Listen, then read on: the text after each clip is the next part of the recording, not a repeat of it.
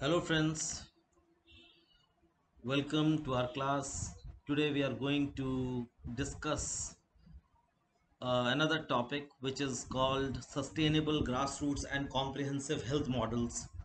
This topic is covered under health systems development under the subject Masters in Public Health, subject 5, health systems development of first year. So let's begin. Now all of you know, like, health models are very important. Okay, under the health systems, as we have discussed previously, like what is a health system? A health system of any country, be it India or Sri Lanka, the developing countries like India, Sri Lanka, Africa, or the developed countries, say US, Canada, Australia. Okay, so there are various models which are being used as a part of the whole country, at the part of the whole society, of the whole system, where they have different models in place for the delivery of the services. Okay, and this is what a health model all about. And today in today's class we are going to discuss the different type of health models, including the biomedical model, the social model of health, and the Ottawa chapter for health promotion, which is under the Canadian model. So before I come to discuss these models, let's understand what is a health model. Now, basically, as you remember in your school days, you must be having the practicals in science, and the teacher used to ask you to make various models, right? Like the teachers used to tell you, okay, try to make a solar system, and try to create a model of a solar system and come back to the school and show us how this model basically works. So similarly, as a part of of academics, under public health, we have got various health models, and the models are being classified under the category of conceptual framework, right? Now, what is a conceptual framework? It is a concept, it is a whole draft, it is a way of thinking, like how the system is going to work, how the all the players or the stakeholders within the system are going to play a role, and what is going what I- and at the end what is going to be achieved out of it. So it is a way of thinking about health. And like I told you, today in today's class we are going to talk about the three important systems or the models, which is the biomedical model, the social model, and the Ottawa chapter. So, what is the biomedical model of health? Now, as the name suggests, bio and medical, it is concerned with biology, which is concerned with life, and medical because it is related with health and the medical aspects. Okay, so whenever you are working on somebody as a person or as a patient or as a client, one has to focus on physical or the biological aspects of disease and illness. And like, if you remember the WHO definition of health, it is not merely an absence of disease, but it is a state of physical, mental, emotional, and spiritual well-being. So here, not it is not merely an absence of disease. That means when we are talking about a medical model, definitely it is going to talk about the disease aspects. So the biomedical model will focus on the physical or the biological aspect. This is one very important aspect. And it is the medical model of care, which is basically practiced around the world by the doctors, because it has given a specific terminologies for everything. It has given us a specific framework. It has been tested properly. The hypothesis has been tested properly, and that's why it is being accepted universally, and it is associated. And if you talk about a biomedical model, it is going to be associated with the diagnosis part. The diagnosis can be again divided into two parts. It can be a probable diagnosis, it can be an appropriate diagnosis. Okay, and then it is a definitive diagnosis. and then it is also talking about cure and the treatment of the disease. Now in if you look into the biomedical model of health, it has not evolved overnight, but it has taken hundreds of years, right, from the 14th 15th century, even before that, when then slowly and steadily there has been an accumulation of knowledge, there has been a dispersion of knowledge, there had been debate, and especially if you look into the history right after the Renaissance period or during the Renaissance period, lot of the scientific community came together in order to define the things in a scientific manner.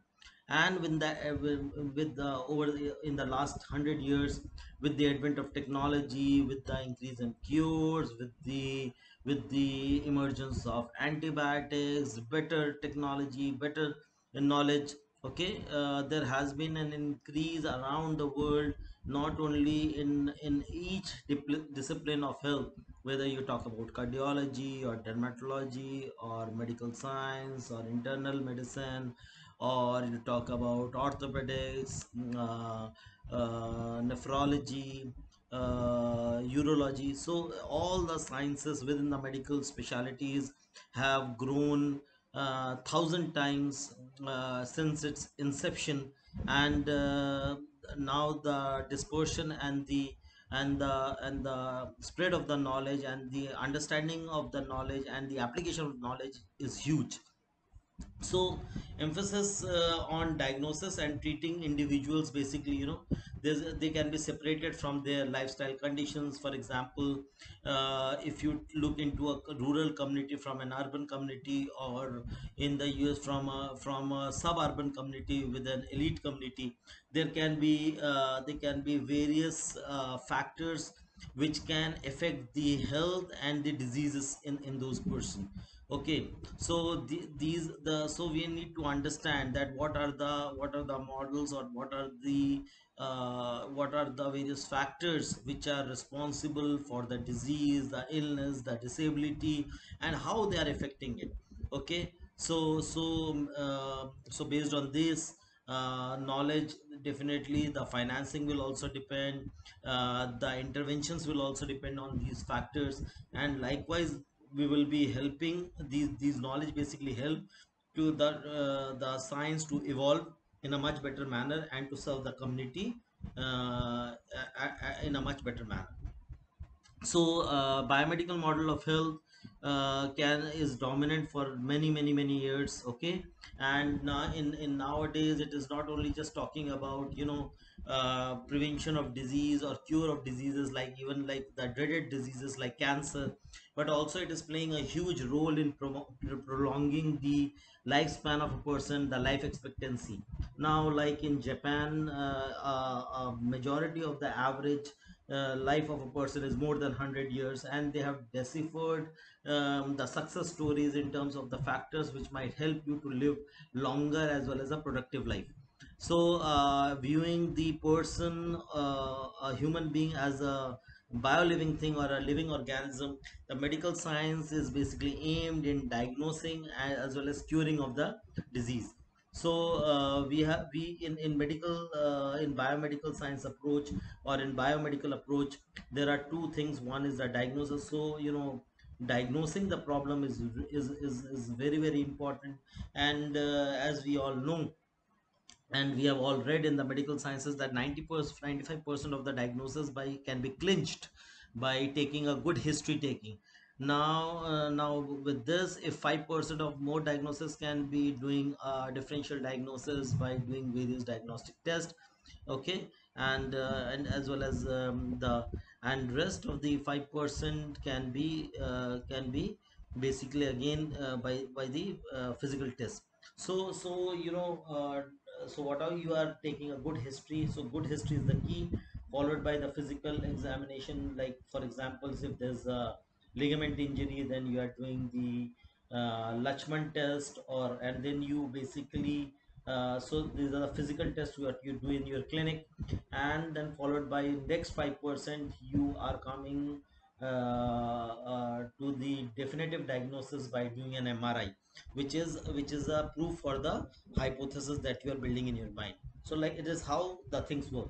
The second part is the intervention, and as far as the intervention is concerned, it is basically talking about the various actions which are being taken to improve the health. Okay, so whether you are going for an hospitalization, or the person will require just the medical treatment in terms of drugs, or the patient might require a surgery. Okay, so these are the intervention is basically the approach in order to fix the problem. So so these are the various two streams, particularly as far as the biomedical model is concerned. So as far as the examples are concerned, so it might include the diagnostic test, might include the radiological investigations like the x-ray, they can be bone scans, it could be a blood test, there could be ultrasound, there could be mammograms, there could be pap smear. Okay, there could be surgery, hospitalization. So these are the, and like I told you, diagnosis is what? Diagnosis is the identification of the disease or the illness through a doctor's observation, okay, or through the use of a specific diagnostic test. As far as the intervention is concerned, so it is the treatment which is being given in order to fix that problem. So it can be either in terms of medicine, it can be a surgical treatment, it can be a psychotherapy, it can be a rehabilitation therapy. So these are all actions that can be taken to improve the health of a person. So what is the advantage of biomedical approach? Now the advantage of biomedical approach is basically it involves research, and therefore technology changes every fortnight. So that in next 6 months down the line, you will see there are a lot of information from various parts of the world, and definitely the new knowledge is going to approach into the market. So with this model of health, there will be there if we don't use this model of health, then there will be very little known about how to treat and diagnose the illness. Okay, and this treatment technique, or this model basically focuses more on the population level. Okay, where it can be used, the techniques could be used to effectively treat the people, or the population at large. And the disease which are otherwise developed and cause considerable illness. Okay, this approach can basically help in understanding the various phenomena and can be used effectively to stop, okay, the dreadness of the disease. And similarly, it can be used to increase life expectancy. And nevertheless, in various conditions like the cancer, which is the treatment can be palliative in nature, it can basically help in improving the quality of life. So one can be successfully returning back to the good health irrespective of the illness. Now what is the disadvantage? Disadvantage are it relies on the professional healthcare workers. Okay, because the person need to be trained, they need to be, for example, if you are working in the field of oncology and you have to deal with any cancer patient, so a person has to be really good enough, the professionals, so that they are good in rehabilitation medicine and all. They should be good in rehabilitation physiotherapy and rehabilitation, where they have to take care of a lot of things, and just in order to make the person mobile, and in order to make the person motivated enough to continue with the treatment. And nowadays, as you know, the technology is playing a very major role, so it can be also quite technology dependent nowadays. And professional with specialist knowledge are quite expensive to train, they are quite costly. So if the financing models are not in place, then definitely this could be can burn a hole in the pocket. And similarly, the more the technology, yes, nowadays it is quite costly, but over a period of time, if the technology gets older, then also the treatment also gets less expensive. Otherwise, in the beginning, the treatment could be really very expensive. Similarly, it does not promote good health, or there is a narrow view of health. Like it does not include the holistic aspects of health. So because they are using the methods to be treated as fixes.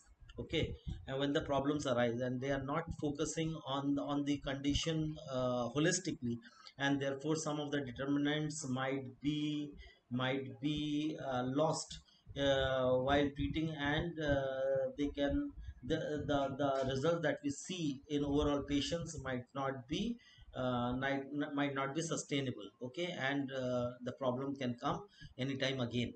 And another aspect of this, like all the condition cannot be treated like, other dreaded diseases like all types of cancer, especially in an advanced stage, they are untreatable.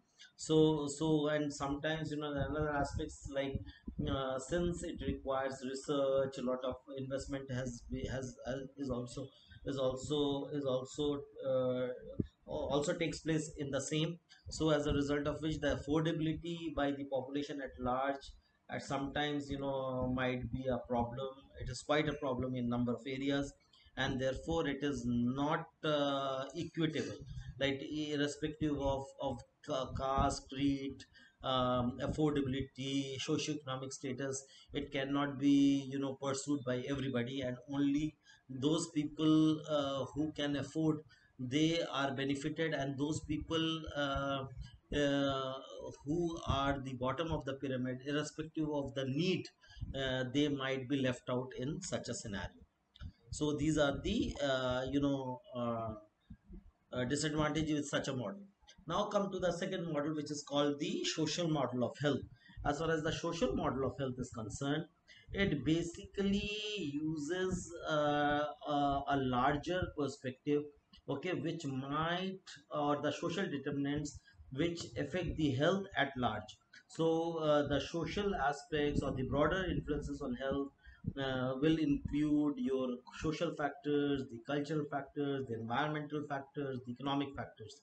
Okay, and rather just the disease and the injury. In the biomedical model, it is basically the disease and the injury, whereas in the social model, it emphasizes more on the social factors.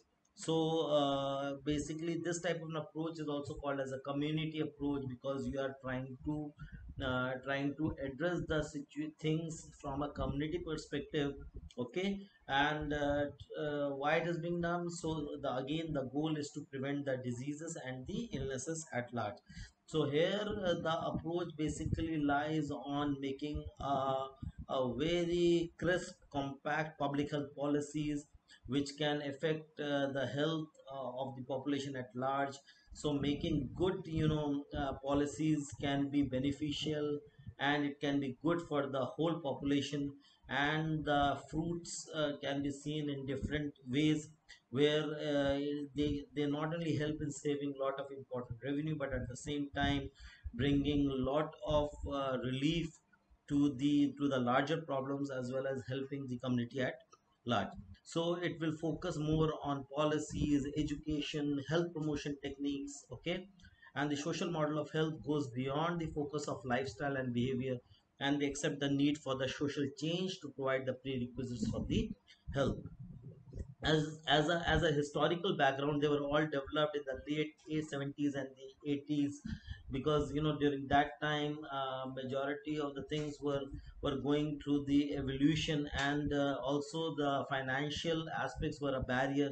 So during that time, emphasizing upon the social aspects were really a very important factor, and they have helped not only just to understand the impact of the lifestyle, but also the impact of these social factors on the behavioral aspects of health.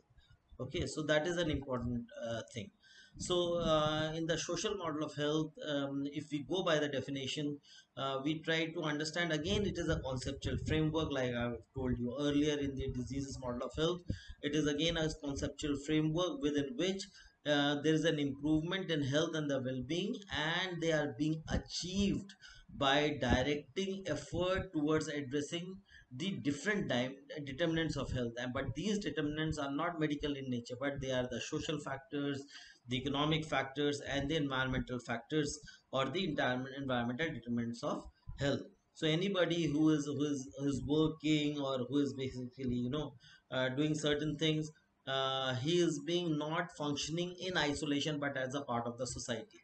So when he or she is making, working as a part of the society, so there are definitely social factors, the economic, what is the lifestyle, what is the condition, home condition, what is the economic condition, what is the financial condition of this family, what in what type of environment are they surviving, and whether these things will have an impact on their, or both on the livelihood and their, and their general aspects of health.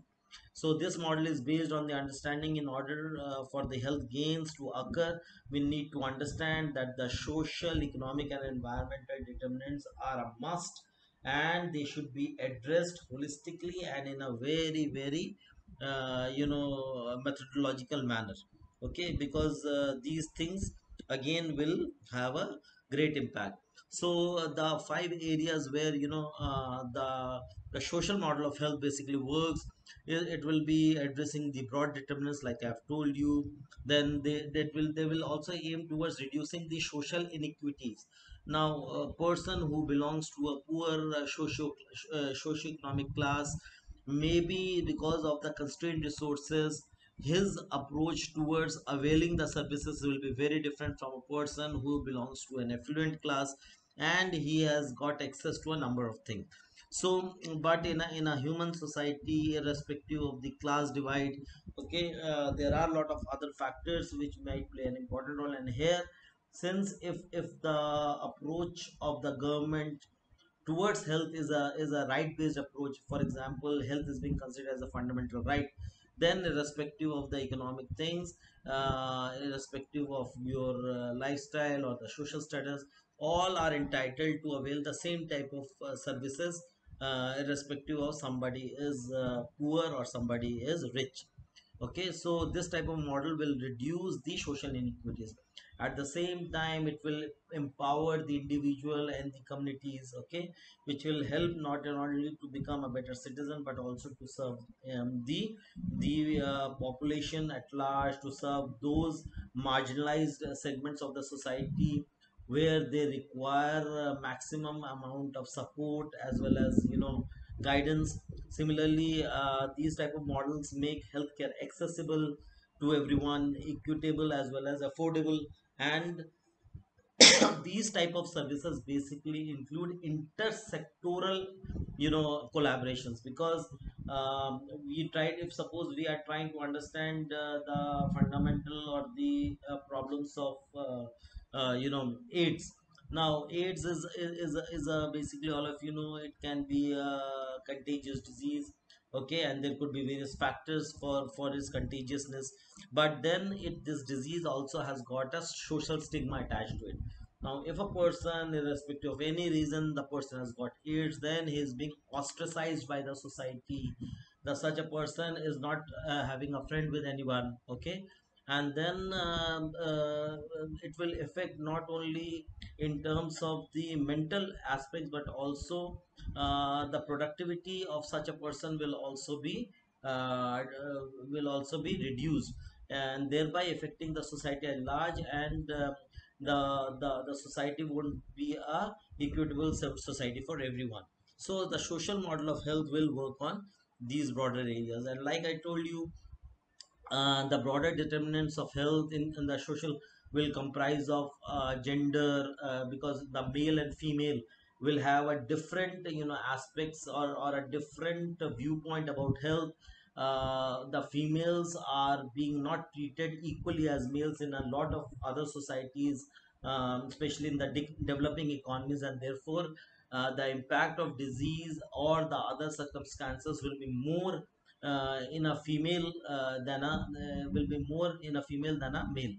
At the same time, the question of ethnicity, for example, in the US, the issues of black and white, okay, they will have a lot of impact upon the delivery of services, in terms of socio-economic state. Okay, between the rich and the poor, again, the accessibility to the health. So if I talk in terms of health, there are three A's of health: the availability of healthcare, the accessibility of healthcare, and affordability of healthcare. So all the three A's, whether I'm talking about the availability, accessibility, affordability, so these factors can affect them quite brutally. Okay, and therefore the physical environment, the social economic state, the location, all will influence the behavioral determinants, and they have a very strong relationship with health. and they are also, because since they affect, so there it is also a focus for the health promotion strategies. At the same time, these models can help to reduce the social inequities. Like I told you, this model will help to promote, when we understand where the inequities are happening and what can be the way to, in order to mend the things, to fix the things, then it will help to promote the equities for all the people. And to achieve this, the social determinants, these this which may lead to inequality, okay, so these factors can be addressed by a proper think tank, and then certain interventions can be introduced and can see that whether they have made an impact in order to cater or fix the problem, quite sustainably. Similarly, like I told you, these approaches basically help to empower the individual and the communities, and they will enhance or empower them with skills, the knowledge, the confidence to make proper decisions, positive decisions, and it can affect their health in a larger crux. So, when we talk about empowering the individual and the communities with health knowledge, so that means they can make their own decisions without the influence of the others, and they will help them not only just to enhance their health but also to participate in better health behaviors, which is going to play a better role. Then, like I told you, the accessibility to healthcare. So accessibility to healthcare, again, it is a significant factor, and this social model of health will enable all the people to have accessibility to healthcare in terms of, taking care of the barriers in terms of social factors which can affect the access to health. So there can be cultural barriers, language barriers, economic barriers, social factor barriers, educational barriers. So these types of barriers can be addressed effectively and can be used in order to enhance the health of the people.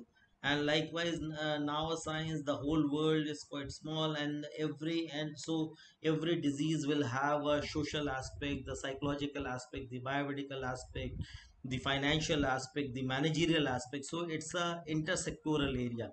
No science can say that I can fix the thing completely, and definitely it's all about teamwork and in order to find better solutions for the population at large. Similarly, the as far as the models of the social, as far as the advantages of the social model is concerned, we can see that these models can help to educate the public at large. Okay, they can be basically used for government support in order to make impact on a population at large, in terms of, if the things can work for a state like Kerala, why won't it work for West Bengal, or why it is not going to work for Bihar? And we have seen all these and different type of examples during the COVID time. Okay, so the social models will help in these areas. And then, like I told you, it basically emphasizes on public health, so it will be less costly. Okay, to prevent, because it is focusing on the area of prevention rather than cure. And when you work on the area of prevention, so it, before the disease actually happens, you have a way in order to fix the problem and prevent it from not to happen. So it is a better way. It will encourage our individuals to take responsibility and lead a healthy lifestyle to improve the quality of life. The community approach involving all, and since the social aspect is a holistic approach, so a single player, including the government, cannot say that we can fix all the problems, because the government also requires support, not only from the non-government organization like the NGOs, but also the community. The community participation is the one of the key critical areas for the success of the social model of health. And then, as the economic development of any countries take place, the population also gets benefited, because they are direct as well as indirect benefits of a better economy, because the government gets more money, it can spend more, it can allocate more budget, and definitely more better results can be evaluated economically, which can be very good to the country at large.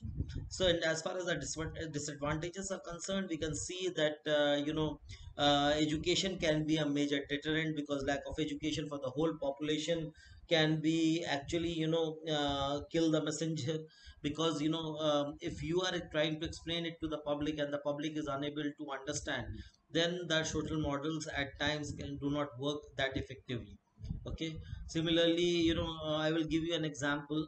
Like in these 1970s, when the emergency in India was going on, and at that time, the government emphasized upon the community, for preventing, for the population control. The government went, and officials went, and they tried to talk about the various contraceptive measures, to basically, for family planning.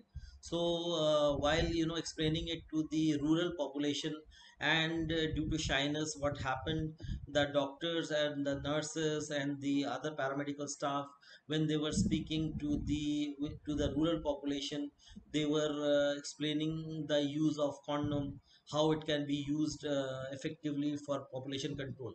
But they could not deliver the message, and they use the model, while explaining how to use this method. They use their thumb and put the condom over the thumb, and told, like, it has to be used like this, and people thought that condom has to be used over the thumb. And this way, the person did not get the message properly, and as a result of which, they were ignorant, they were quite shy, and therefore the message was not delivered properly, and it resulted, the people again came back to the doctor and said, you told, the that this is a very effective method for population control, but my wife is again pregnant. So your things didn't work. So these are important aspects of social models that need to be understood at large. Similarly, there are a lot of other aspects, like, for example, if you are talking about reducing the weight. Now, all of us know that weight is a big problem, and weight in the obese population can lead to a lot of other diseases. But the population, they are not motivated. All of know that it is better to eat fruits than samosas. But at the end of the day, if on a table samosas are there, and fruits are there, your hand automatically will go to samosa or to rasgulla. Okay. So population, why now the question comes, why don't population do exercise? Even if you know that exercise, why they are not motivated enough to do exercise? What prevents them to do exercise? Why the people are lazy? So the social model, at times are, they because they you are giving the message, but you're not giving the way, like how it has to be enhanced. And sometimes, changing lifestyle of a person becomes very difficult.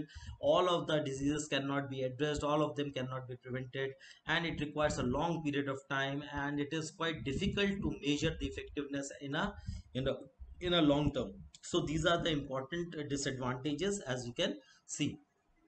So the examples of social models of health, as you can see, there is a go for your life strategy, where different types of government as well as not government stakeholders, they are asking the community to, they are educating them, and they are asking them to encourage to adopt healthy lifestyle and dietary practices.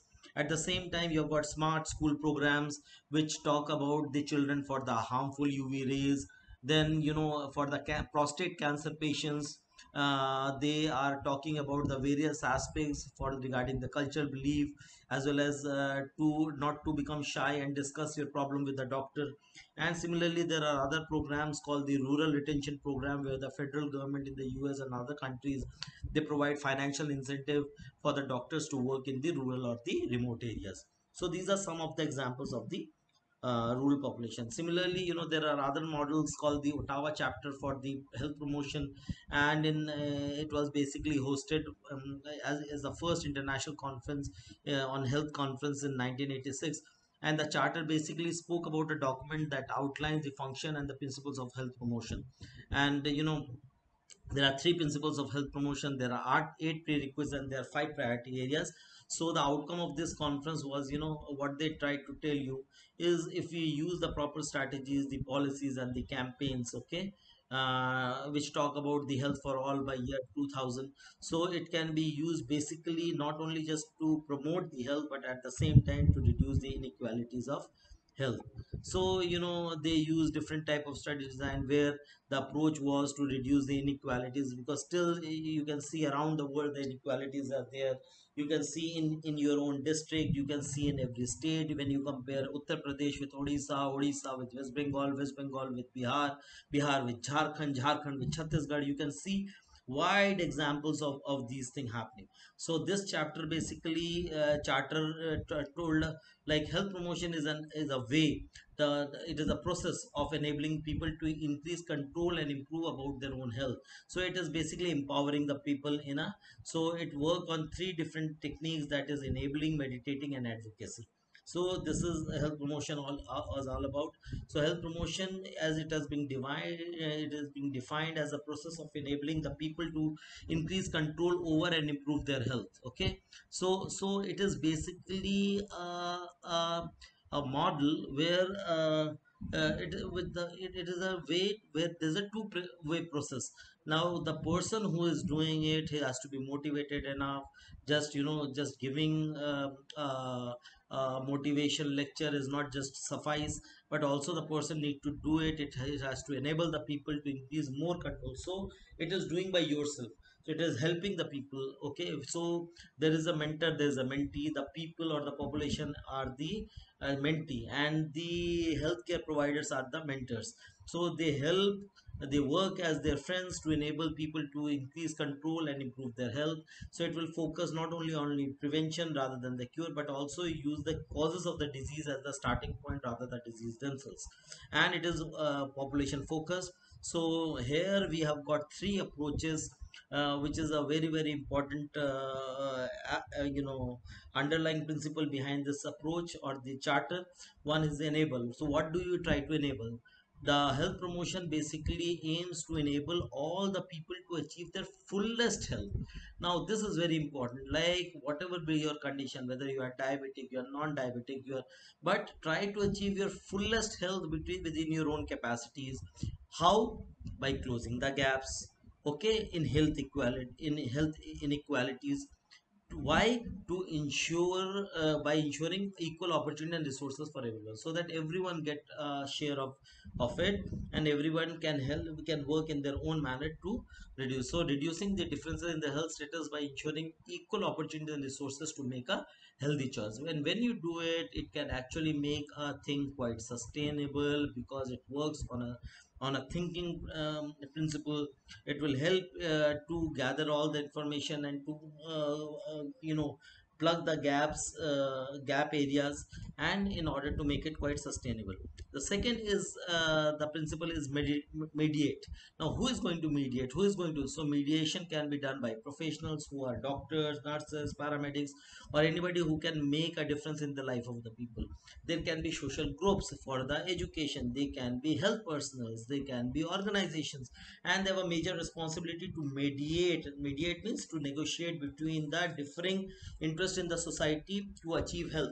So here what basically happens, there has to be a coordinated activities that might take place between the different interested parties, the government, the NGOs, the media, the health sectors, all. And then we have to, and the third important principle over here is advocacy. Advocacy is how you influence the public at large, how you send across your information or message to the public using the social media, using the different networks, and you are supporting and making public health recommendations for health, getting the message out.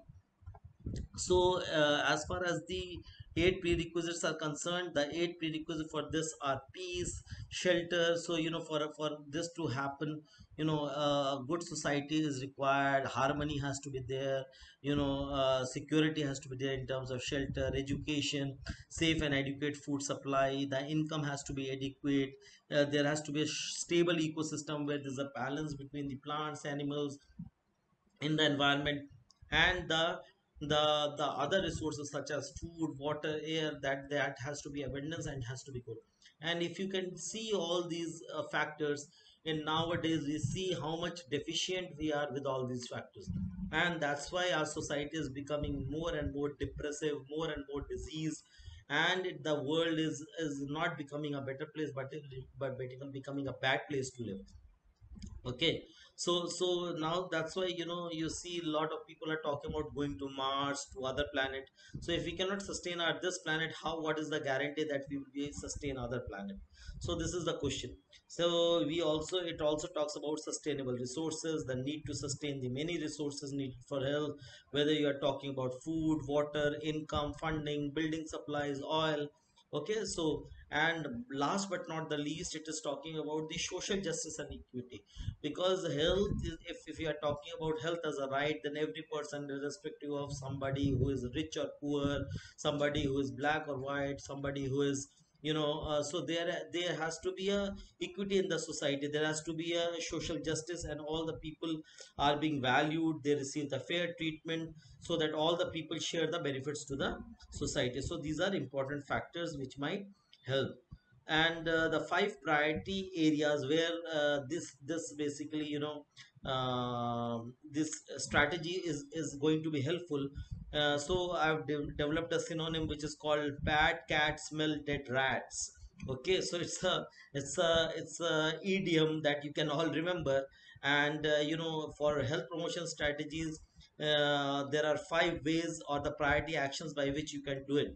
So the first one, as you can see on the slide, B stands for building the health public policy. Okay, healthy public policy, like the policy that you are making should be quite healthy. Okay, we will be explaining each one by one.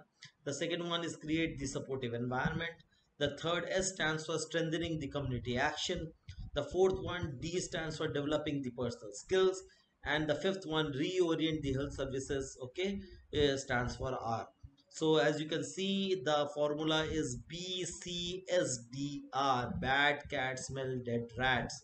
B stands for bat, C stands for cat, S stands for smell, D stands for dead, and R stands for rats. Okay, so I hope this will be quite interesting to remember, and you won't forget this and can be use it effectively during the exam. So let's come to these five priority areas one by one. The first one is building the healthy public policy. Now, what is basically a public policy? A public policy is the legal document, is the white paper by which you are going to implement your strategies, what you are thinking can affect, that can have a positive impact on the health of the people. So it relates directly to the decisions which is made by the government and the organization in terms of laws, regulation, and the policies.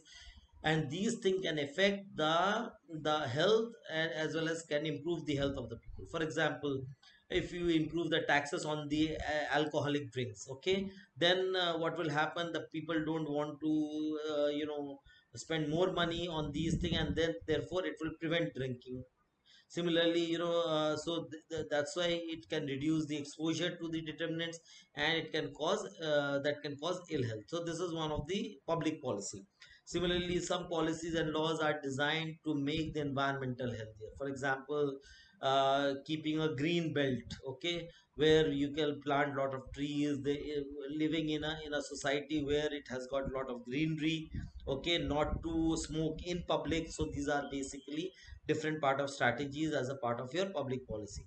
Then there are other type of laws where they directly influence our behavior. For example, wearing of the safety belts, which can protect you during any accident, or having the safety restraints for the children. And then there are basically there are aims to de-glamorize unhealthy behaviors. For example, putting the cancer patients photographs on the cigarettes. Okay, so these are the different type of public policies which can be used in different manners. Similarly, you can also think of creative ideas for the various health problems which might help in order to prevent the disease. Then the second one, like I told, to create the supportive environment. Now, what is a supportive environment? A supportive environment is one that promotes the health and assists the people in making healthy lifestyle choices. Now, this is very important. See, the person, where the person lives, where by which type of people he or she is surrounded, what is the overall environment. So all this plays a very important role on our behavior. If you are being surrounded by negative people, then it is quite a chance that you will be quite negative in your approach, will be quite negative in your life. If you are surrounded by positive people, you will infuse, enthusiasm, energy while talking, and people can, can sense that thing. Similarly, environment plays a very important role, because this environment will recognize its impact, and they will determine, okay, there can be broader determinants that have on health, and they will these things will promote a healthy physical and social environment for the community to allow people to live healthy. For example, there's a support service in the US for people who want to quit smoking. There are also shaded areas in the school which reduce exposure to UV rays. So it is all about, making an environment friendly for the differently abled people, using sustainable sources of energy. For example, having green hospitals at place. Okay, then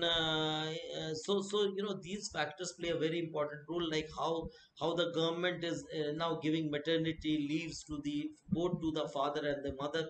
Again, it will really help in easing down the pressure. And then you have got government childcare schemes, walking, bicycle tracks to encourage physical activity. So these are different type of creating community supportive environment. Then the third one is strengthening the community action. Now, community action will focus on building the links between the individual, because see, a human being, we are living in a society, we are a part of the society. So we have to take care of the community. So if our community is positive, the people with whom we are surrounded, they are all positive, then definitely as a community we are doing much better. Skills here has to be needed to be developed in the community in order to take a better care of your health. Similarly, the community should get a sense of ownership of a health strategy. For example, the likeliness of its effectiveness.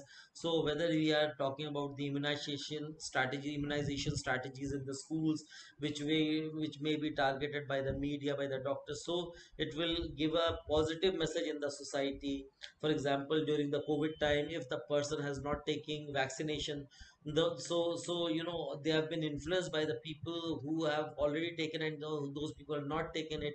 So it will create an automatic pressure to behave properly, and in order to get positive behavior. So similarly, you've got watch and safety house programs, driver revival stations. So these are all different strategies to strengthen the community action. Similarly, it is aimed towards developing the personal skills, and here education will play a very important role. Here, as you know, that it is not just important to do the right things, but it is also very important to learn new things in the right manner. Okay, because gaining knowledge and life skill will help you to making an informed decision that may affect your health directly or indirectly. So personal skills need to be developed. Okay, the people require these type of news. For example, like how you can use technology in enhancing your health. For example, on the mobile phones, you have got step tracker, which will tell you every day that how many steps you have walked throughout the day. And in case it is less than 6,000, then you will be motivated enough. So it's a type of a biofeedback. At the same time, the many parts of the society have a role in educating, in schools, works, families. Okay, so the how the society is going to play a major role in all these things, again, could be a enhancing thing for the people to learn.